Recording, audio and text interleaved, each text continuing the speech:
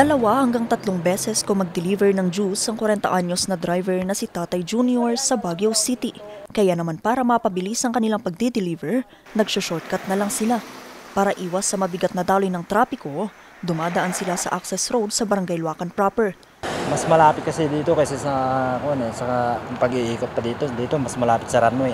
Pero ipinangangamba niya kung minsan ang ilang kaskaserong motorista. Kaya naman sang-ayon ito sa paglalagay ng speed humps sa lugar. Depende na lang kasi sa mga driver, mga matutulin magpatakbo, mga nakainom. Tapos ginagawang drag racing kasi itong daanan na to eh. Nitong huling linggo ng Nobyembre, sinimula ng paglalagay ng speed humps sa nasabing kalsada. Ito'y para matiyak ang pagsunod ng mga motorista sa 20 km/h na speed limit. Tugon na rin daw ito ng barangay sa pagkasawi ng isang residente sa lugar noong November 12.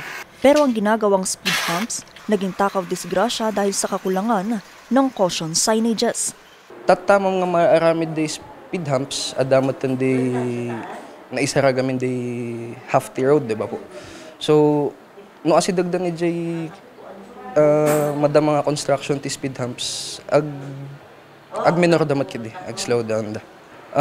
Effective mat ma'am, idi madama kami ngagbanbantay ngam now gamin. Adadagi jay minsan natatangkan ulo da nga ilukat dadagi jay barikada. Matapos ang ilang linggo, naglagay ng City Engineering Office ng reflectorized caution signages. Nung in-implement naman natin yan, we make sure naman na meron yung mga speed limits doon.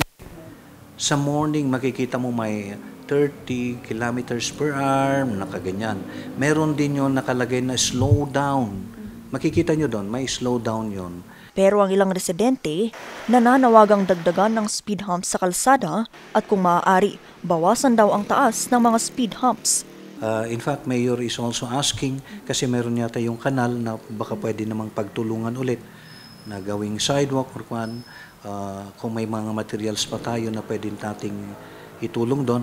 And nag-respond naman ang DPWH na tutulong din naman sila. So yun siguro ang isusunod natin after nung speed humps, Kasi yun nga, sabi nga natin, it's not part of national road, it's not identified as city road or even barangay road, but rather it is an access road or within the 75 meters buffer zone ng kaapian.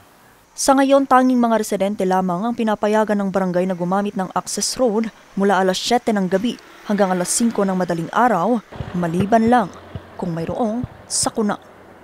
Vanessa Bugtong, RNG News.